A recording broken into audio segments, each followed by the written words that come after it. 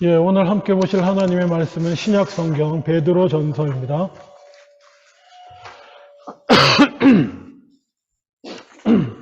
신약 성경 베드로 전서 1장 3절로 9절 말씀.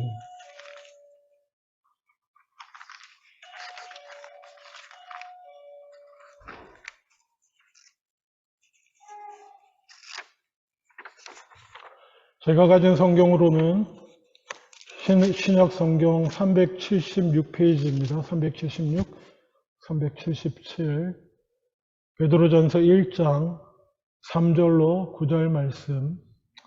제가 봉독합니다. 여기 아주 많이 들어가서 뒤에 분은 잘 안 보이실 것 같긴 하네요. 글자가 작아서. 제가 봉독합니다. 우리 주 예수 그리스도의 아버지 하나님을 찬송하리로다. 그의 많으신 긍휼대로 예수 그리스도를 죽은 자 가운데서 부활하게 하심으로 말미암아 우리를 거듭나게 하사 사한 소망이 있게 하시며 썩지 않고 더럽지 않고 쇠하지 아니하는 유업을 있게 하시나니 곧 너희를 위하여 하늘에 간직하신 것이라. 너희는 말세에 나타내기로 예비하신 구원을 얻기 위하여 믿음으로 말미암아 하나님의 능력으로 보호하심을 받았느니라. 그러므로 너희가 이제 여러 가지 시험으로 말미암아 잠깐 근심하게 되지 않을 수 없으나 오히려 크게 기뻐하는도다. 너희 믿음의 확실함은 불로 연단하여도 없어질 금보다 더 귀하여 예수 그리스도께서 나타내실 때에 칭찬과 영광과 존귀를 얻게 할 것이니라. 예수를 너희가 보지 못하였으나 사랑하는도다. 이제도 보지 못하나 믿고 말할 수 없는 영광스러운 즐거움으로 기뻐하니 믿음의 결국 곧 영혼의 구원을 받음이라. 아멘. 특별히 오늘은 3절 한 절 중심으로 살펴보겠습니다. 3절 제가 다시 읽겠습니다. 우리 주 예수 그리스도의 아버지 하나님을 찬송하리로다. 그의 많으신 긍휼대로 예수 그리스도를 죽은 자 가운데서 부활하게 하심으로 말미암아 우리를 거듭나게 하사 사한 소망이 있게 하시며. 아멘. 예, 제가 이렇게 어쩌다 일을 하다 보니 알게 된 친구가 있습니다. 캐나다에 작년엔가 이렇게 이민하러 들어온 친구인데요. 이렇게 사연이 기구하더라고요. 뭐 어디 기구하지 않은 인생이 얼마나 있겠습니까만은 이 친구도 이렇게 비행기 조종사를 꿈꾸며 미국으로 비행기 조종 훈련을 비행학교에 미국에 입학을 했어요. 그러니까 코로나 전인데 그때가 어떻습니까? 여러분 코로나 전 기억이 나시나요? 갑자기 너무 가물가물 옛날 얘기처럼 들리는데 사람들 여행 엄청나게 다녔습니다. 전 세계로 그냥. 한국 사람도, 일본, 가까운 일본은 뭐 그냥 하루 만에 왔다 갔다 하기도 하고요. 뭐 동남아, 유럽 뭐 그냥 한국뿐 아니라 온 세계가 여행으로 먹고 산다고 할 정도로 그렇게 여행을 다녔었습니다. 그러니 당연히 비행기를 많이 운영해야 되고 비행기 조종사, 파일럿에 대한 수요도 되게 많았어요. 그래서 그 청혼의 꿈을 안고 이렇게 미국 유학까지 와서 비행학교에 다니기 시작해서 공부를 했는데 코로나가 터졌습니다. 세계 여행이 문이 닫혀버렸어요. 그리고 먼저 졸업한 선배들, 취직했던 사람도 잘리게 됐습니다. 자기는 아직 마치지도 못했는데. 그러고 시간은 흘러가고, 한국은 그거 있잖아요. 나이, 취직할 수 있는 나이가 있습니다. 그렇죠? 졸업하고 학교 마치고 얼마? 이렇게 딱 연차 맞춰서 들어가지 못하면 길이 없어요. 한국에서도 조종사가 되려면 그렇습니다. 어느덧 자기 나이가 비행 조종할 한국에서 조종사로 들어갈 수 있는 자리도 없거니와 나이도 지나버렸어요. 그나마 그 제한이 별로 없는 곳이 이쪽 북미 쪽입니다. 미국하고 캐나다 쪽이어서 그거를 노려볼까 하고 이쪽으로 왔다가 뭐 그렇게 이제 일을 하고 있는 친구인데 잘 얘기는 안 하는데 그 교회 다니는 티를 처음에 뭐 내가 목사라고 그러니까는 약간 뭐 교회 다닙니다 뭐 이 정도 얘기하고 끝났는데 며칠 전에 갑자기 뭐 어떤 얘기를 하다가 비록 세상이 이래도 제가 아직 하나님을 믿고 예수님을 믿는 이유는 이렇습니다. 라고 갑자기 제 옆에서 신앙 고백을 하는 거예요. 아, 그래서 그냥, 그러냐고 들었어요. 이 친구는 자기가 왜 아직 그리스도인인지 이렇게 고백을 하였습니다. 잘 들어보세요. 저는 성경 말씀이 지금 세상과 인간과 삶에 대해서 가장 잘 설명해 준다고 생각합니다. 인간이 만들어진, 창조된 존재라고 한다면 이 육신을, 인간이라고 하는 존재를 어떻게 사용해야 될지 그 매뉴얼이 저는 성경이라고 생각합니다.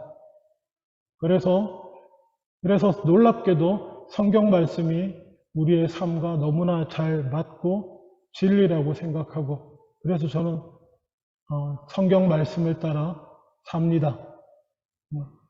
가끔 흔들릴 때도 있고 심지어 크리스찬이라고 하는 사람 중에 이상한 사람도 만나지만은 그럼에도 불구하고 자기는 하나님 말씀을 이 말씀이 진리라고 생각하고 산다. 그래서 참 감사한 얘기인데 또 이렇게 목사로서는 약간 뭔가 좀 추가해주고 싶은 마음도 있고, 근데 길게 얘기는 할 수도 없고, 그렇다고. 이게 진리의 말씀인데, 그래서 이 진리의 말씀을 쫓아 살면 우리의 영원한 구원에 이른다고. 오늘 마지막 구절에 나온 것처럼 믿음의 결국은 곧 영혼의 구원이니까, 시간이 많이 없어서 그 정도 첨언만 하고 지나갔습니다. 자, 그러면서 갑자기 궁금해졌습니다. 다른 교회 다니는 사람들은 저한테 이렇게 신앙 얘기도 가끔 하고, 그 목사라고 그러니까 막 질문도 하고, 뭐, 여러 가지 얘기도 가끔 하는데, 우리 교회 성도님들은 자주 그러시는 것 같지는 않아요. 전혀 안 그러시는 건 아니고, 이렇게, 뭐, 카톡으로나 메일로도 얘기하시고, 뭐 하시는데, 그래서 그냥 갑자기 궁금해졌습니다. 여러분 모두에게 왜 그리스도인이신가요? 이렇게 물으면 뭐라고 대답할 수 있을까가 갑자기 궁금해지면서 그냥 내가 물어보고 답을 얻으려고 하기 전에 제 얘기도 하는 게 좋겠다 싶은 생각이 있었습니다. 요즘에는 이렇게 미디어가 좋아져가지고 이렇게 여기저기 뒤져보면 좋은 말씀들 나누는 곳이 많이 있는데요. 저는 거의 아무것도 안 보는데 신앙 관련 유튜브는 거의 보지 않습니다. 내가 책을 읽거나 말씀을 보거나 주석을 읽지 해석의 얘기는 거의 잘 안 보는데 딱 보는 거가 한 두어 가지 있는데 그 중에 가장 자주 보는 게 잘 믿고 잘 사는 법이라고. 죄송합니다. 속마음이 나왔나? 잘 먹고 잘 사는 법? 아니, 잘 믿고 잘 사는 법, 잘잘법이라고 하는 동영상이 있어요. 거기에 나와서 이렇게 말씀 나누는 분 중에 김학철 목사님이 있습니다. 제가 그냥 우연히 다름이 아니고 저희 연세대학교 신학과 후배여가지고 근데 보니까 얌전하게 연세대학교 학부 마치고 대학원에서 석사하고 박사까지 마치고 교수로 있으면서 또 장로회 신학교에 가서 목사 안수 받고 뭐 이런 분이시던데 그분이 나누는 얘기들을 좋아서 저는 잘 듣습니다. 왜냐하면 이게 그 신학교마다 이 신학적 특색이 있는데 저도 학부는 대학원은 총신대를 나왔지만 또 학부는 연세대학교를 나와서 연세대학교 학부의 특징이 있더라고요. 저는 뭐 별 생각 없었는데 지금 우리 김학철 목사님이 나누는 얘기를 들으면서 맞아 그래 라고 하네. 이분은 뭐 하시는 분이냐면 신학과 교수는 아니에요. 신학과 나왔지만 연세대학교는 기독교 대학이다 보니까 전체 채플이 있습니다. 저는 일단 연세대학교 들어오면 종교는 옛날에는 기독교서에 이렇게 됐었거든요. 이렇게 무조건 들어오면 일주일에 한 번씩 전체 채플 예배를 드려야 됐어요. 거기서 말씀 나누고 학생들 신앙 상담하고 기독교 교양 강의를 하는 교수님으로 계신 분인데, 그러니까는 이게 그 특징이 뭐냐 하면은 대학생들 앉혀놓고 왜 예수님을 믿는지, 왜 하나님을 내가 믿고 나 이렇게 신학 공부를 박사까지 해가지고 교수까지 됐는지 이런 얘기를 나누면서 신앙 간증처럼 전도를 하는 역할을 사실 해요. 제가 그 신학부 1학년 때부터도 채플을 들어가면 신학부 교수님들이 애들 말 잘 안 듣거든요. 얼마나 삐딱한지 몰라요. 기독교라고 쓰고 연세대학교라는 것 때문에 학교에 들어왔지 신학 없는 애들 많거든요. 그래서 교양학부 기독교 교수님, 제 기억나는 게 박준서 교수님이라고 계세요. 이분 이제 은퇴하셨는데 구약 전공하셨는데 서울대 법대를 나오셨는데 거기서 신학과로 연세대 신학과 공부를 다시 하셔가지고 유학 가서 구약 전공하시고 법대 나온 분인데 이분 또 기독교 교양 강의를 들어가셔서 얘기를 하려고 하는데 애들이 시끌시끌. 그때 당시도 벌써 80년대도 이렇게 우리 신앙 가지는 크리스찬에 대해서 아주 좀 머리 있고 공부한다는 애들 삐딱한 애들 많거든요. 근데 그분이 떠드는 거 냅두고 그냥 자기 신앙 간증을 하시더라고요. 내가 서울대를 이렇게까지 마쳤는데 그럼에도 불구하고 내가 어떻게 신학을 하게 됐고 이렇게 공부해서 이러이러한 간증을 쫙 하니까 순간 애들이 조용해졌던 그런 기억도 있습니다. 그냥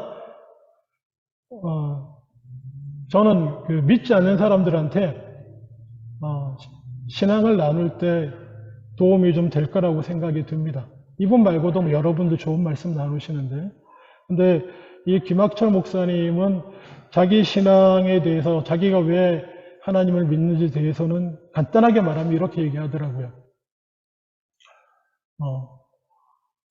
우리 아까 마지막 찬양 부른 것처럼 온 천지 만물을, 자연을 바라볼 때 나도 모르게 이 세상 너머를 향하는 마음, 성경 인용하자면 내 안에 영원을 사모하는 마음, 그냥 물질 존재인 인간으로서만은 가질 수 없는 유한을 넘어서 영원을 사모하는 마음이 있는 것. 그리고 그로 인해서 더하여서 그 천지를 지으신 하나님 창세기 읽을 때에 그 말씀이 자기를 사로잡더라는 거예요. 이 말씀이 진리다. 그래서 자기가 하나님을 믿게 된 그런 얘기를 이분은 그렇게 하십니다. 자, 오늘 본문에 돌아가서 제 개인 간증을 할 수는 없고요. 설교 시간이니까. 1장 3절에 보시면 요 한 단어만 보시면 좋겠습니다. 그의 많으신 긍휼대로 예수 그리스도를 죽은 자 가운데서 부활하게 하심으로 말미암아 우리를 거듭나게 하사 산 소망이 있게 하셨다. 제게 왜 그리스도인이십니까? 목사님은 왜 목사님까지 되셨나요? 그러면 예수님께서 산 소망이 되셨기 때문에, 내 인생에 산 소망이시기 때문이라고 저는 얘기하고 싶습니다. 산 소망이 무엇입니까? 산 소망에 있으면 죽은 소망도 있지 않겠습니까? 여러분, 우리 인생은 뭘 가지고 시작합니까? 조금 철들기 시작하면 소망을 가지기 시작합니다. 꿈 많은 소녀 시절, 이렇게. 소녀나 야망을 가져라. 그렇죠? 야망이든 꿈이든 어쨌든 그 소망과 관련된 그런 것 없이는 우리는 사실 인생을 제대로 꾸리기가 힘들고 살기도 힘듭니다. 여러 가지 꿈과 소망을 가지고 시작하셨을 거예요. 여러분 지금 인생을 한번 돌아보시면 여러분이 꿈꾸었던 것 중에 얼마는 이루셨을 것이고, 그리고 얼마는 그냥 잊혀졌을 것이고, 얼마는 이루지 못한 부분도 있을 것입니다. 그리고 나이를 먹으면 먹어갈수록 어떤 분은 이렇게 말씀하시는데, 나이를 먹는다고 하는 것은 내 인생의 가능성이 하나씩 하나씩 줄어져 가는 것이다. 이렇게 표현하시는 분도 있던데, 저는 이렇게 표현하겠습니다. 꿈이 하나씩 하나씩 사라져가는 과정. 이 나이를 먹어가는 과정입니다. 꼭 부정적으로만 생각하지 마십시오. 이루었기 때문에 하나씩 하나씩 없어져 갈 수도 있습니다. 아니면 내려놓았기 때문에 하나씩 하나씩 없어져 갈 수도 있어요. 근데 그렇게 없어져 간 소망은 죽은 소망이라고 저는 생각합니다. 살아있는 소망은 무엇인가? 내 삶의 마지막까지 나와 함께하는 소망, 그것이 진정한 의미의 산 소망이라고 생각이 됩니다. 그 살아있는 소망이 무엇이라는 것입니까? 예수 그리스도의 십자가, 그것을 붙들므로 그로 인한 명생의 삶, 그것이 산 소망인 것입니다. 내 인생의 모든 소망은 다 사라지고 모든 소망은 다 끊어져도 마지막까지 나와 함께 남는 한 소망, 예수 그리스도를 믿음으로 내가 다시 영생을 얻고 부활하게 되는 그 부활의 소망, 그것이 나로 예수를 믿게 하는 제가 그리스도인인 첫 번째 이유가 되겠습니다.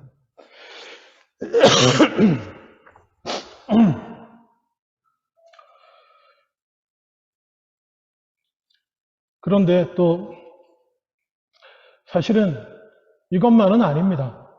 제가 가끔 드리는 말씀이지만 우리가 예수 믿는 것이 부활의 소망뿐이라고 한다면 얼마나 힘이 들겠습니까? 인생이. 물론 고린도전서 15장 19절에 보면 바울은 이렇게 얘기합니다. 만일 그리스도 안에서 우리가 바라는 것이 다만 이 세상의 삶뿐이면 모든 사람 가운데 우리가 더욱 불쌍한 자이리라. 좀 알아듣기 쉬운 표준 세번역으로 읽어드리면, 우리가 이 세상만을 생각하고 그리스도께 소망을 걸었으면 우리는 모든 사람 가운데서 가장 불쌍한 사람일 것입니다. 라고 얘기하고도 있지만, 중요한 것은 그렇다고 해서 예수를 믿는 것이 부활만을 위한 것은 아닙니다. 부활의 소망, 그거 하나만이 우리에게 주어진 은혜와 축복만은 아닙니다. 물론 그 반대도 문제입니다.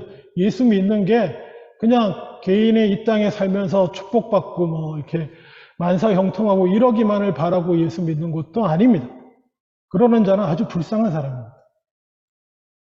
그렇지만 부활 소망만, 사한 소망, 오직 마지막까지 나와 함께하는 한 소망, 부활 소망만 또한 우리가 붙들고 예수 믿느냐? 그런 것도 아닙니다.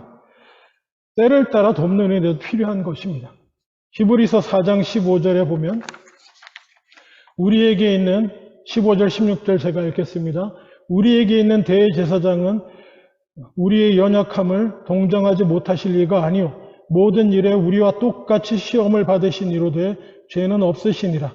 그러므로 우리는 긍휼하심을 받고 때를 따라 돕는 은혜를 얻기 위하여 은혜의 보좌 앞에 담대히 나아갈 것이니라.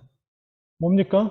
부활의 소망뿐 아니라 이 땅을 살아가는 동안 우리는 연약하기 때문에 하나님의 도우심과 은혜가 필요하다는 것입니다.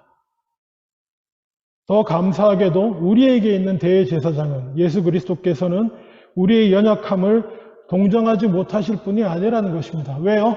육신을 입으시고 우리와 똑같이 육신 가운데 있으면서 이 땅에서 시험을 받으신 분이시기 때문에 이 땅에서 시험 받으며 연약함 가운데 걸려 넘어지는 우리를 이해하시는 분이라는 거죠. 우리를 불쌍히 여기시는 분이므로 기꺼이 우리는 필요한 때마다 은혜를 얻기 위해 주님의 은혜 보좌 앞에 담대히 나아갑니다. 그리고 나아갔을 때 나를 붙드시는 그 하나님의 은혜를 저는 맛보아 알기 때문에 어떤 일을 만나도 저는 그리스도인임을 고백할 수 있습니다.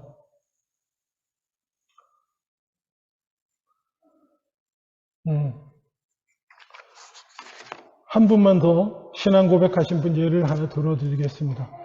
혹시 조던 피터슨이라는 분을 들어보셨는지 모르겠습니다. 캐나다 분이에요. 지금은 토론토 대학교 심리학과 명예교수님이신데 알버트 대학 학부를 졸업하고 그리고 또 맥길 대학 석사를 마치고 맥길에서 박사까지 하시고 하버드 대학 심리학과 교수를 하시고 이제는 토론토 대학에 와서 심리학과 명예교수로 계시는 조던 피터슨이라는 분인데 이분이 유튜브를 하시는데 유튜브가 구독자가 520만 정도 되더라고요. 520만 구독자인데 어쨌거나 이분은 상담을 잘 해줍니다. 특히 20, 30대 요즘같이 가치관이 무너지고 한 세대 가운데서 어찌할 바를 모르는 청년들에게 상담을 해주고 그런 걸로 유명하기도 한데 이분이 실제로 많이 알려진 이유는 여러분 기억하십니까? 2016년에 캐나다 의회가 빌 C-16이라고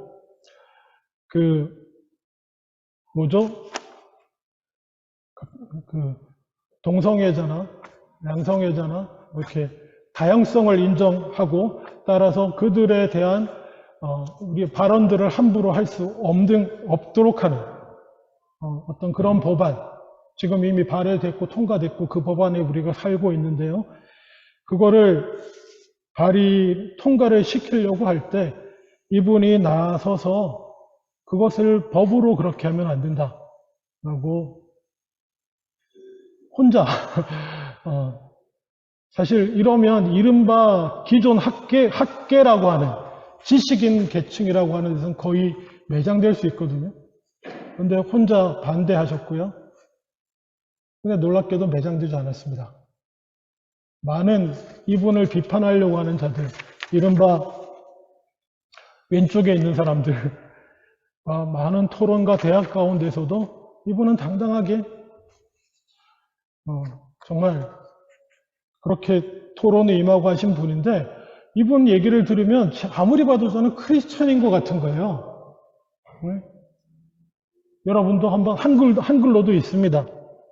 크리스천인 것 같은데 이분이 어떤 얘기를 하냐면 기독교에 대해서 어떻게 생각하냐 이렇게 말하면 신앙은 필요하다. 종교는 문화를 유지하기 위해서 꼭 필요하다. 뭐 이런 얘기 있거든요. 옛날에 보면. 그러면서 자기의 모든 행동은 마치 하나님이 계시는 것처럼 행동한다. 자기는. 왜? 그게 유익하니까. 그게 인간을 위해 유익하고 좋은 길이니까. 그렇게 얘기했던 분이에요. 적어도 2017년까지는. 그러면서 그럼 예수님 부활은 어떻게 생각하냐? 잘 모르겠다 나는. 뭐 그런 얘기했던 분이 2017년까지 그랬던 분인데 부활에 대해서 물어봤더니 이렇게 얘기했어요. 예수 그리스도의 정신은 영원히 존재할 것이다. 뭐 그렇게 이해한다. 뭐 이렇게 얘기했던 양반인데 이분이 2021년에 어떤 분과 대담을 하는 가운데서 이렇게 고백을 합니다.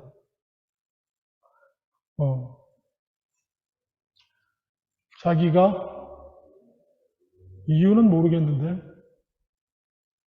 예수를 믿는 것 같다. 예수 믿습니다도 아니고 이렇게 예수 믿는 것 같다 자기가. 그렇게 고백을 했습니다. 그러면서 어떤 얘기를 했냐면은 아내분이 몇 년 전에 신장암 말기였어요. 신장암 말기.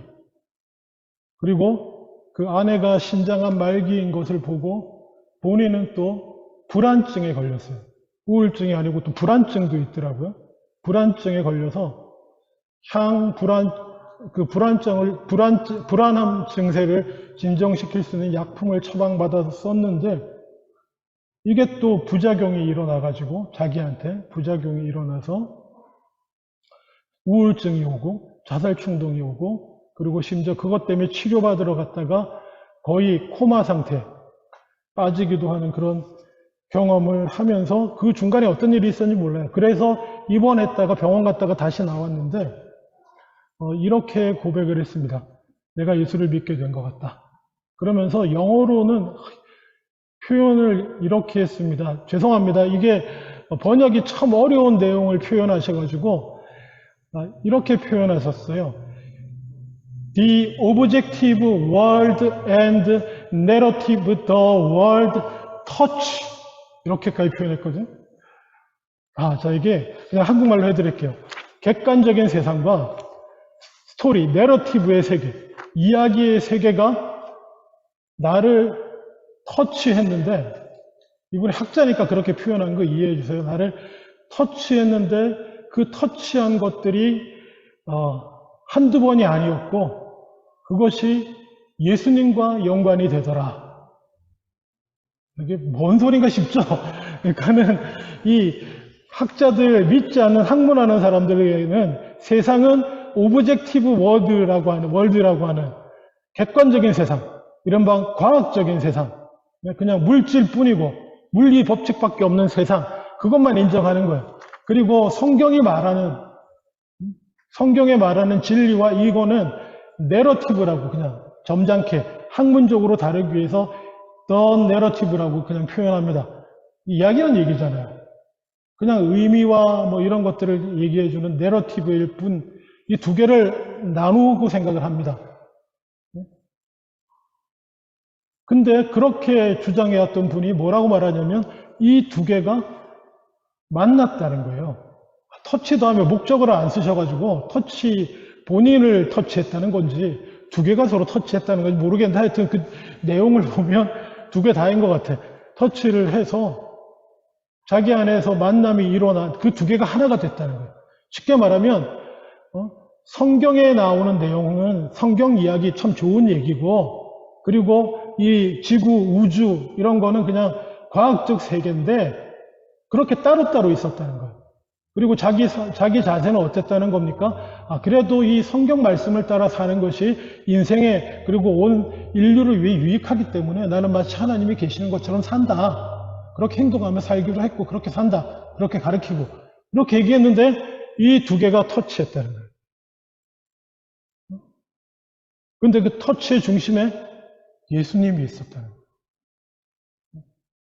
그러면서 구체적인 얘기는 안 했는데 너무나 자주 이 놀라운 일이 내게 일어났고 나도 나를 이해 못하겠는데 나는 지금 예수님을 믿고 있는 것 같아요. 그렇게 표현했습니다. 2021년 2월인가 3월에. 그리고는 두렵대. 뭐가 두렵냐고 하니까 내가 예수님을 제대로 믿게 되는 것이 두렵대. 예수님을 제대로 믿게 되는 게 두렵대요. 여러분 이해되십니까? 제대로 믿어보려고 하면 두려워요. 예수님을 제대로, 이분이 정말 진리고, 이분이 정말 성경 그대로, 이분 하나님의 아들이신데, 이분 따라 살려고 제대로 작정하고 따라 살려고 하면 두렵습니다. 이분이 두렵다고 얘기를 하시더라고요. 내가, 이해는 못하겠지만 내가 예수를 믿게 됐는데, 제대로 믿게 되는 것이 두렵다. 이런 고백을 했습니다. 그러니까 또 인터뷰하는 사람이 또 아주 약간 뭐라 그럴까요? 크리스천 같은데 그 좀 이렇게 삐딱한 질문, 삐딱하진 않지만 이렇게 꼭 집어서 뭔가를 이렇게 신앙 고백을 제대로 받아내려고 막 질문하는 것처럼 하는 게 있거든요. 그러면 예수님의 부활은 역사적이라고 생각합니까? 실존적이라고 생각합니까? 이것도 골치 아픈 단어인데 그냥 이렇게 이해하시면 아까 똑같은 거예요. 더 객관적 세계, 이야기 세계. 여기서 객관적 세계에 속하는 사건을 역사적 사건이라고 그래요. 그리고 이야기 세계 속에 속하는 사건을 실존적이라고 그래요. 그냥 개인의 한 사람 한 사람의 삶에만 의미 있는 그냥 삶의 의미로서 가치가 있는 뭐 그런 표현인데 그렇게 물은 거예요. 짓궂게 사실은. 너 전에 옛날엔 뭐 딴 얘기 했었으니까 부활에 대해서 이렇게 물었더니 이분도 학자처럼 학자로 대답해요. 자기는 역사적으로도 믿고 실존적으로도 믿는다. 역사적으로는 믿는데 실존적으로 안 믿는 사람이 있어요. 역사적으로 예수님이 계셨었고 뭐 죽으시고 부활하셨지만 나랑 상관없어 이렇게 생각하는 사람도 있고요. 반대로 역사는 예수님은 그게 어떻게 역사 속에서 과학적으로 부활하고 일어날 수 있는 일인가? 그냥 그분이 그냥 우리 죄를 속죄의 의미가 있는 거고 예수님처럼 그렇게 고난당하고 살면 이렇게 또 부활해서 영원히 기억에 남는다 뭐 이런 의미가 있는 거지 뭐 이런 얘기를 하는 사람도 있어요. 그거 아닙니다. 두 개가 만나야 돼요. 두 개가 다 진리예요. 이분이 정확하게 자기는 역사적으로도 실존적으로도 예수 그리스도의 부활을 믿습니다. 자기는 믿는 것 같아요. 자기도 이해하지 못하겠는데 자기는 믿는데 믿게 됐대. 자, 여러분 이게 이분의 케이스 같은 경우는 아까 말씀드린 때를 따라 돕는 은혜를 받아 누리신 것 같아요. 그러니까는 그 사모님도 암이 아마 거의 회복이 돼서 나왔고요. 그리고 이분도 그 항불안증 약물로 인한 문제에서 다 해결받고 나온 아마 그 과정 가운데 어떤 그런 경험들이 있으셨던 것 같아요. 어쨌든 이분은 그렇게 신앙 고백을 하시더라고요. 여러분은 어떻게 여러분이 그리스도인임을 고백하실 수 있습니까? 나는 한번 고민해 보세요. 혹시 합니까? 제가 또 이렇게 물어볼지, 숙제를 드릴지. 고민되시면 이 두 가지만 기억해 주시면 좋겠습니다. 하나는 내가 부활의 소망이 있는가? 내 인생의 마지막까지 내게 남을 소망은 무엇인가? 그것이 예수 그리스도와 함께 부활하는 부활의 소망인지 체크해 보시고요. 그거 고백하시면 좋겠습니다. 그리고 또 한 가지는 뭐냐 하면 내가 힘들고 어려울 때마다 내 연약함과 제약의 문제로 실수하고 넘어질 때마다 은혜의 보좌 앞에 나가서 간구했을 때에 주님이 도우시고 역사하셨던 그런 경험들, 그런 것들을 나눌 수 있는지 한번 진지하게 고민해 보시기 바랍니다. 학문적으로 the objective world와 the narrative world가 터치하고 뭐 이런 얘기 안 하셔도 돼요. 필요 없고. 그러니까 지식으로 알고 있던 것이 삶 실제로 다가왔다 이런 뜻이죠. 그걸 어렵게 표현하신 건데. 그렇습니다. 마지막 로마서 15장 13절 한 절만 읽고 마무리하겠습니다. 소망을 주시는 하나님께서 믿음에서 오는 모든 기쁨과 평화를 여러분에게 충만하게 주셔서 성령의 능력으로 소망이 여러분에게 차고 넘치시기를 바랍니다. 로마서 15장 13절 인용해서 드리는 말씀입니다. 기도하겠습니다. 아버지 하나님, 나는 왜 그리스도인인지 천천히 돌아보며 고백하고 누구에게나 나눌 수 있는 우리들 되게 하여 주시옵소서. 그리고 나눌 수 있도록 그렇게 소망을 붙들고 그리고 때를 따라 돕는 은혜를 누리며 살아가는 우리들 다 되게 하여 주시옵소서. 감사드리고 예수님 이름으로 기도합니다. 아멘.